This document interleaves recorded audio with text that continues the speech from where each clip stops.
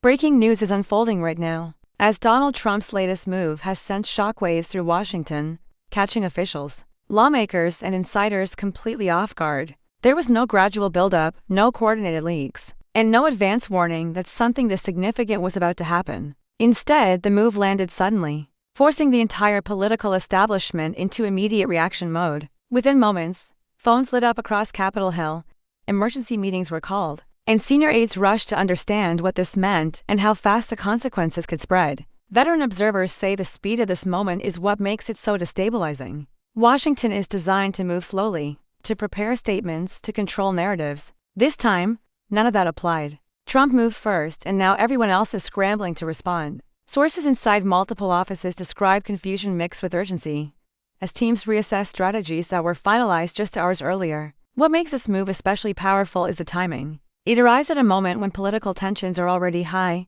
alliances are fragile, and public confidence in institutions is under pressure. Trump's action immediately disrupted existing plans, forcing leaders to abandon carefully laid strategies and improvise in real time. Some officials tried to downplay the development publicly, but behind closed doors the concern was unmistakable. This was not symbolic. This was a deliberate move designed to force reactions and expose hesitation. Media coverage intensified almost instantly, with breaking alerts, conflicting reports, and unnamed sources filling the information vacuum. Analysts struggled to keep up as new details emerged piece by piece. Supporters praised the move as decisive and bold, while critics warned of instability. But across the political spectrum, one reality became clear very quickly. This changed the dynamic. Washington was no longer setting the agenda, it was responding to it. Insiders began to suggest this was part of a broader strategy, one that relies on speed, pressure, and unpredictability. Trump understands how sudden actions compress time, forcing rushed decisions and revealing internal fractures. Leaders now face an uncomfortable dilemma: respond aggressively and risk escalation, or hesitate and appear weak. That narrow margin leaves little room for control. Silence from key figures only fueled speculation, amplifying the impact. When answers are delayed, uncertainty grows, and uncertainty favors the person who initiated the move. Trump did not need to explain everything immediately. The act itself created momentum. Washington's fragmented response reinforced the perception that it had been caught unprepared. This is how shockwaves form at the highest level of power. They are not just about policy, but about forcing the system to reveal itself under pressure. And right now, that pressure is unmistakable. As the hours passed, the full weight of Trump's latest move began pressing down on Washington in ways few anticipated. What initially appeared to be a sudden disruption quickly evolved into a cascading series of reactions across agencies, offices, and political circles. Lawmakers who had confidently planned their next steps found themselves reassessing priorities, canceling appearances, and holding emergency briefings behind closed doors. The sense of control that Washington relies on was slipping, replaced by urgency and uncertainty.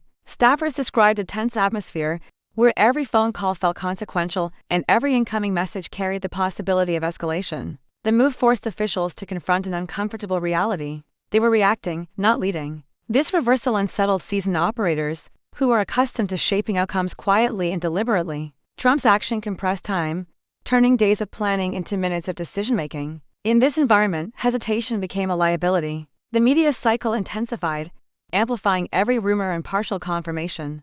Breaking alerts dominated screens, while commentators debated motives and consequences in real time. Yet, even as analysts speculated, there was a growing recognition that the specifics mattered less than the effect. Trump had seized the initiative. The narrative was now anchored to his move, and every response only reinforced his centrality. Inside Washington, political alliances were tested under pressure. Some leaders sought to coordinate responses, while others moved independently, revealing fractures that are usually concealed. The lack of a unified message became noticeable, and that silence spoke loudly. Public confidence wavered as explanations lagged behind events. Viewers watching from outside sensed the imbalance immediately. When institutions scramble, authority feels fragile. Trump supporters framed the moment as proof of decisive leadership, arguing that bold action was necessary to break entrenched inertia. Critics warned of instability, yet struggled to articulate a clear counter-narrative while details were still emerging. The psychological dimension of the move was unmistakable.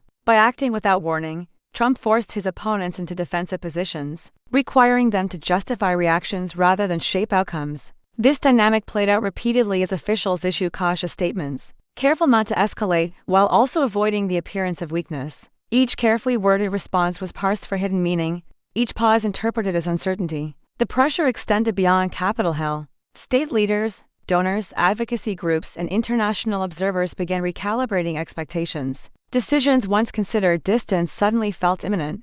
The system's usual buffers were gone. Trump's move exposed how reliant Washington is on predictability. Without it, processes slowed, coordination frayed, and confidence eroded. Analysts noted that this strategy thrives on asymmetry. Trump needs only one decisive action to force dozens of actors into motion. The cumulative effect is overwhelming. As discussions continued behind closed doors, some officials acknowledged privately that the move had altered timelines significantly. Strategies built around gradual escalation or delayed responses were no longer viable. The environment demanded immediacy. This favored Trump, whose political style thrives under pressure and rapid cycles. Meanwhile, media coverage fed the momentum. Panels debated implications, headlines escalated language, and speculation filled the gaps left by official silence. The longer Washington struggled to regain footing, the more the perception hardened that Trump had outmaneuvered the establishment. Even attempts to minimize the move inadvertently amplified it, as denials and reassurances kept attention focused on the disruption. Social media accelerated the effect, spreading clips, commentary, and reactions at unprecedented speed. The public absorbed the spectacle of a system under strain. Trust in institutions, already fragile, faced renewed scrutiny. Trump's move did not merely challenge policy norms, it challenged confidence in process. Observers began to question whether Washington could adapt quickly enough to unpredictable leadership. This uncertainty carried real consequences. Markets watched closely, advocacy groups mobilized, and political strategists revised messaging in real time. Every actor was forced to respond, whether publicly or privately. Trump's dominance of the narrative became self-reinforcing. Each reaction validated the significance of the move. Each delay underscored its disruptive power. As the day progressed, the initial shock gave way to strategic concern. What if this was only the beginning? Officials debated scenarios, weighing the possibility of follow-up actions that could further destabilize planning. The absence of clarity intensified anxiety. Trump's silence on details became a strategic asset, allowing speculation to do the work of amplification. In this environment, Washington's usual tools felt inadequate. Procedures designed for stability faltered under unpredictability. The imbalance of initiative was stark. Trump had forced the system into a reactive stance where every move felt constrained. This was not chaos for its own sake, it was leverage. By dictating tempo, Trump shaped outcomes indirectly. As reactions continued to unfold, one conclusion became unavoidable. The shockwaves were not fading. They were spreading. What began as a single move had evolved into a test of institutional resilience, revealing how quickly control can slip when predictability disappears. Washington now faced a choice: adapt rapidly or remain trapped in reaction. And as officials scrambled to regain footing, Trump's latest move continued to dominate the landscape, proving once again that in politics, initiative is power, and timing can outweigh numbers, rules, and tradition. As Washington struggles to steady itself, the longer-term consequences of Trump's latest move are beginning to come into focus. What initially felt like a sudden disruption is now being understood as a strategic inflection point,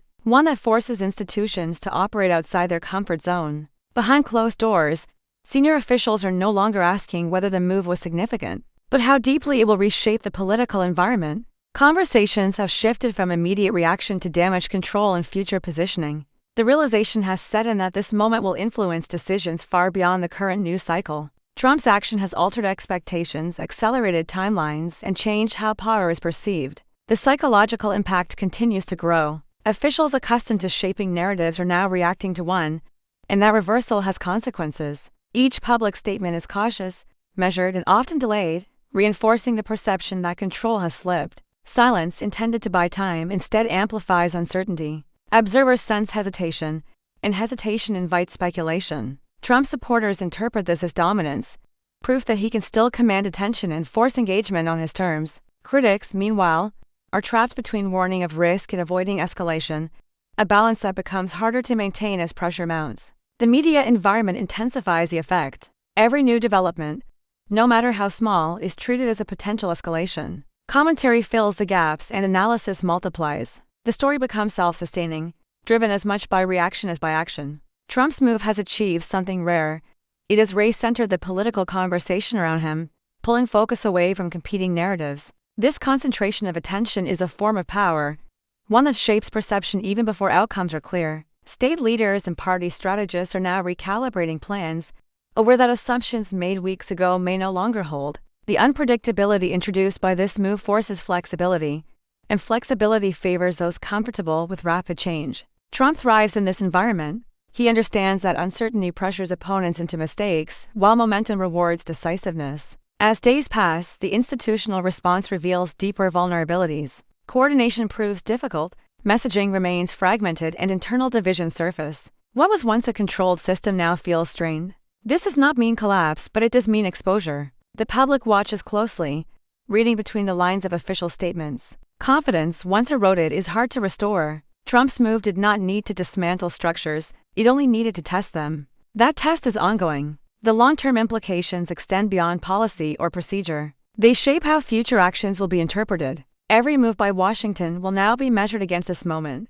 This reminder of how quickly initiative can shift power. Trump has reinforced a core truth of modern politics: attention, timing, and perception often matter as much as authority itself. As reactions continue and strategies evolve, one thing remains clear. This was not an accident, and it was not isolated. It was a demonstration of influence under pressure. Washington may adapt, regroup, and respond, but the mark of this moment will linger. It will influence calculations, alliances, and expectations moving forward. And as a political landscape adjusts, Trump has already achieved a critical objective. He has reminded the system that unpredictability is a weapon, and that those who control the tempo can reshape the game. The shockwaves are still moving, the response is still forming, and the consequence is still unfolding. This moment will be revisited, analyzed, and debated. But its impact is already undeniable.